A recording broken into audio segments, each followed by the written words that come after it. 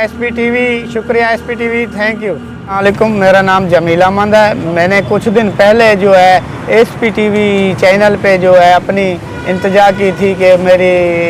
کاروبار کے لیے میری ہیلپ کی جائے، اور S P T V channel والوں نے میری وہ درخواست مانی اور وہ ویڈیو میری بنا کے چلائی، اور میں غریب ہوں، بہت پریشان تھا، اور اس کے ناظرین نے جو ہے ویڈیو دیکھی اور انہوں نے میری بہت ہیلپ کی، اور جس کی وجہ سے میں نے یہ رکشہ لیا اور میرے کاروبار کا ذریعہ بن گیا۔